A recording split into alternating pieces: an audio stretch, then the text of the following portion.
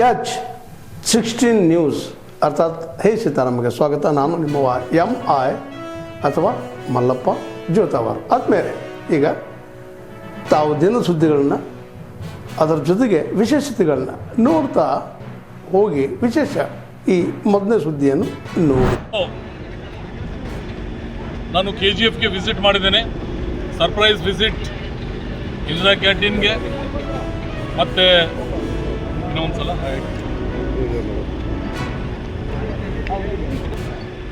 ಇವತ್ತು KGFನಲ್ಲಿ ನಾನು ವಿಸಿಟ್ ಕೊಟ್ಟಿದ್ದೀನಿ. ಯಾಕಂದರೆ ಸುಮಾರು ದಿವಸದಿಂದ ಮೇಡಮ್ ಒಂದು 100 ವರ್ಷದ ಹಳೆ ಮಾರ್ಕೆಟ್ ಒಳ್ಳೆ ರಿಜಿಸ್ಟ್ರೇಷನ್ ಮಾಡಬೇಕಂತ ಮುಂದೆ ಫ್ಯೂಚರ್ 100 ಇಯರ್ದು ಪ್ಲ್ಯಾನ್ ಮಾಡಿ ಅದು ಒಳ್ಳೆ ರೀತಿಯಿಂದ ಡಿಮಾಲಿಷ್ ಮಾಡಿ ನನಗೆ ಉದ್ಘಾಟನೆ ಮಾಡಿಸಿದ್ದಾರೆ. ಮತ್ತು ರಿವ್ಯೂ ಮೀಟಿಂಗ್ ಇಟ್ಟಿದ್ದೀನಿ ಇಲ್ಲಿ. ಮತ್ತು ಸುಮಾರು ಪ್ಲೇಸಸ್ನಲ್ಲಿ ಇವತ್ತು ವಿಸಿಟ್ ಇದೆ. DC ಮತ್ತು ಎಲ್ಲ ಆಫೀಸರ್ಗೆ ಇಲ್ಲೇ ಕರೆಸಿದ್ದಾರೆ. ರೂಪಮ್ ಮೇಡಮ್ದು ತುಂಬ ಪ್ರೊಜೆಕ್ಟ್ಸ್ ಇಲ್ಲಿ ಆಲ್ರೆಡಿ ಸ್ಟಾರ್ಟ್ ಮಾಡಿದ್ದಾರೆ ಅವರು. ಯಾಕಂದರೆ ಅವರು ಈ ಥರ ಒಂದು ಮಹಿಳಾ ಆಗಿ ಇಷ್ಟು ಸರ್ವಿಸಸ್ ಡೈರೆಕ್ಟ್ ಚೀಫ್ ಮಿನಿಸ್ಟರ್ ಮುಖ್ಯಮಂತ್ರಿ ಅವರಿಗೆ ಮಾತಾಡ್ತಾರೆ. ಏನೋ ಸಮಸ್ಯೆ ಇದ್ದರು ಎಲ್ಲ ಮಂತ್ರಿ ಹತ್ರ ಡೈರೆಕ್ಟ್ ಮಾತಾಡ್ತಾರೆ. ನನ್ನ ಆಫೀಸ್ನಲ್ಲಿ 4-5 ಸಲ ಬಂದು ಡೈರೆಕ್ಟ್ ಮಾತಾಡಿದ್ದಾರೆ ಇಲ್ಲಿ ಏನೇನು ಸಮಸ್ಯೆ ಇದೆ. ಮತ್ತು ಈಗ ಪ್ರೆಸೆಂಟ್ಲಿ ನಾನು ಇಂದಿರಾ ಕ್ಯಾಂಟೀನ್ಗೆ ವಿಸಿಟ್ ಕೊಟ್ಟಿದ್ದೀನಿ. ನಾನು ಮತ್ತು ರೂಪಾ ಮೇಡಮ್ ಅವರು ಊಟ ಆಲ್ಸೋ ನಾವು ಮಾಡಿದ್ದೀವಿ ಇಲ್ಲಿ. ಇದು ಮುಖ್ಯಮಂತ್ರಿ ಸಿದ್ದರಾಮಯ್ಯ ಸಾಹೇಬ್ದು ಒಂದು ಡ್ರೀಮ್ ಪ್ರಾಜೆಕ್ಟ್ ಇದೆ. ಯಾಕಂದರೆ ಬಡವ್ರ ಸಲಹೆ ಮತ್ತು ಎಸ್ಪೆಷಲಿ ಲೇಬರ್ಸ್ಗೆ ಆಗಲಿ ಮತ್ತು ಪೇಷಂಟ್ಸ್ ಇಲ್ಲಿ ಹಾಸ್ಪಿಟಲ್ ಇದೆ ಮುಂದೆ ಎಲ್ಲ ಪೇಷಂಟ್ಸ್ ಜೊತೆಗೆ ಯಾರ್ಯಾರು ಬರ್ತಾರೆ ಪೇಷಂಟ್ ಬರ್ತಾರೆ. ಈಗ ಸ್ಕೂಲ್ ಮಕ್ಕಳು ಬಂದಿದ್ದಾರೆ. ನಾನೇ 2 ಮಕ್ಕಳಿಗೆ ನಾನೇ ಊಟ ಕೊಟ್ಟಿದ್ದೀನಿ. ಇದು ನೋಡಿ ಅವಾಗೆ ಗೊತ್ತಾಯಿತು ಮುಖ್ಯಮಂತ್ರಿ ಅವ್ರದ್ದು ಏನು ಕನಸಿತ್ತು. ಅವ್ರು ಏನು ಇಂದಿರಾ ಕ್ಯಾಂಟೀನ್ ಮೊದಲು 180 ಕೊಟ್ಟಿದ್ದಾರೆ ಯಾವಾಗ ಅವರು ಫಸ್ಟ್ ಟೈಮ್ ಮುಖ್ಯಮಂತ್ರಿ ಆದಾಗ. ಈ ಸಲ ಆಲ್ಸೋ 173 ಹೊಸ ಇಂದಿರಾ ಕ್ಯಾಂಟೀನ್ ಕೊಟ್ಟಿದ್ದಾರೆ. ಒಳ್ಳೆ ಈಗ ಬೆಳಗ್ಗೆ ಬಂದರೂ ಇಲ್ಲಿ ನಾಷ್ಟ ಸಿಗಲ್ಲಂತ, ಅಷ್ಟು ಡಿಮ್ಯಾಂಡ್ ಇದೆ. ಮಧ್ಯಾಹ್ನ ಊಟ ಸಿಗಲ್ಲಂತ. ಅದು ಸಲಗೆ ನಾನು ರಾತ್ರಿ ಏನು 500 ಟೋಕನ್ಸ್ ಇದೆ ಅದು ಬೆಳಗ್ಗೆ ಮಧ್ಯಾಹ್ನ ಯೂಸ್ ಮಾಡ್ಕೊರಿ ಅಂತ ಅದು ಹೇಳಿದ್ದೀನಿ. ಅದರಿಂದ ಈಗ ಮೇಡಮ್ದು ರಿವ್ಯೂ ಮೀಟಿಂಗ್ ಇದೆ, ಅಲ್ಲಿ ಹೋಗ್ಲತ್ತದೆ. ಆಮೇಲೆ ಮತ್ತೇನೋ ಒಂದು ಮಾತಾಡ್ತೀನಿ.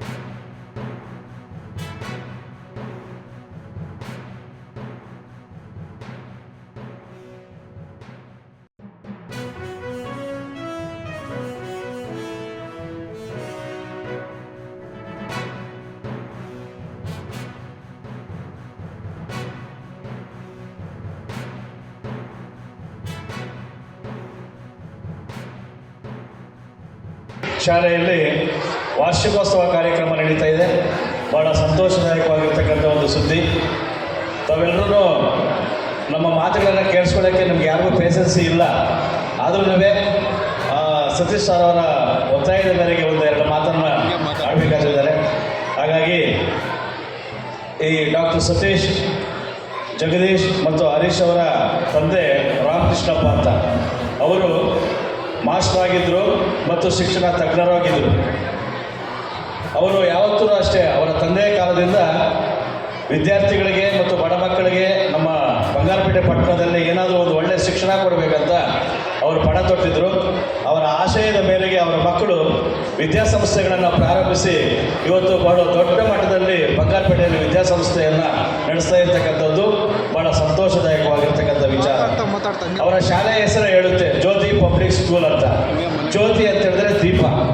ಆ ದೀಪವನ್ನು ನಾವು 2019-2020 ಮಧ್ಯೆ ಎಲ್ಲರೂ ಒಂಥರ ಆತ್ಮವಿದ್ದಂಗೆ ಇದ್ದ ಸಂದರ್ಭದಲ್ಲಿ ಈ ಕಾನೂನುಗಳನ್ನು ಪಾರ್ಲಿಮೆಂಟಲ್ಲಿ ಚರ್ಚೆ ಇಲ್ಲದೇ 44 ಇದ್ದದ್ದನ್ನೆಲ್ಲ ಮತ್ತು 29 ಈ ಥರದ ಒಂದು 60-66 ಕಾನೂನುಗಳನ್ನ 4 ಸಮಿತಿಗಳನ್ನಾಗಿ ಡಿವಿಷನ್ ಮಾಡ್ತಾರೆ. ಈ ಡಿವಿಷನ್ ಏನು ಅಂತ ಹೇಳಿದ್ದಾರೆ.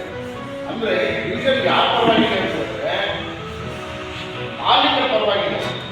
ಅಂಬಾನಿ, ಆದಾನಿ, ಕಾರ್ಪೊರೇಟ್ ಕಂಪನಿಗಳ ಪರವಾಗಿ ಈ ಕಾನೂನುಗಳನ್ನ ಬದಲಾವಣೆ ಮಾಡಿರ್ತಾರೆ. ಅದ್ರ ಜೊತೆಗೆ ಇವತ್ತು ಬರ್ತಕ್ಕಂಥ ಫೆಬ್ರವರಿ 11ನೇ ತಾರೀಕು ಅದು ದೊಡ್ಡ ಮಟ್ಟದ ಒಂದು ದೇಶದಲ್ಲಿ ಹೋರಾಟ, ಅಖಿಲ ಭಾರತ ಮುಷ್ಕರ, ಅಸಾಮಿಸೋದ್ರಿಂದ ಹಿಡಿದುಕೊಂಡು 7 ವರ್ಷ ನಾನಾ ವಿಭಾಗಗಳಲ್ಲಿ ಕೆಲಸ ಮಾಡತಕ್ಕಂಥ ಎಲ್ಲ ನೌಕರರು ಮುಷ್ಕರವನ್ನು ಹಮ್ಮಿಕೊಂಡಿದ್ದಾರೆ. ಅದರಲ್ಲಿ SKM ಸಂಯುಕ್ತ ಕರ್ನಾಟಕ ಹೋರಾಟ, ರೈತ ಸಂಘಟನೆಗಳು ಸುಮಾರು ಒಂದು 455 ರೈತ ಸಂಘಟನೆಗಳು ಇದೇನು ಸುಮಾರು ಒಂದು 4-5 ವರ್ಷಗಳ ಹಿಂದೆ 1 ವರ್ಷ ಕಾಲ ಯಾವ ರೀತಿ ಹೋರಾಟಗಳನ್ನು ಮಾಡಿ ಈ ಕೃಷಿ ಕಾಯ್ದೆಗಳನ್ನು ವಾಪಸ್ ಪಡೆಯಬೇಕು ಅನ್ನುವಂಥ ಒಂದು ಎಚ್ಚರಿಕೆಯನ್ನು ಕೊಟ್ಟು ವಾಪಸ್ ಪಡೆಯಲಿಕ್ಕೆ ಸಾಧ್ಯ ಆಗಿತ್ತು. ಅದನ್ನು ಮತ್ತೆ ಜಾರಿಗೊಳಿಸುವಂಥ ನಿಟ್ಟಿನಲ್ಲಿ ಹೋಗ್ತಿರೋದ್ರಿಂದ ಇವತ್ತು ರೈತರು ಮತ್ತು ಕಾರ್ಮಿಕರು ಜಂಟಿಯಾಗಿ ಈ ಒಂದು ಅಖಿಲ ಭಾರತ ಮುಷ್ಕರಕ್ಕೆ ಕರೆಯನ್ನು ಕೊಟ್ಟಿದ್ದಾರೆ.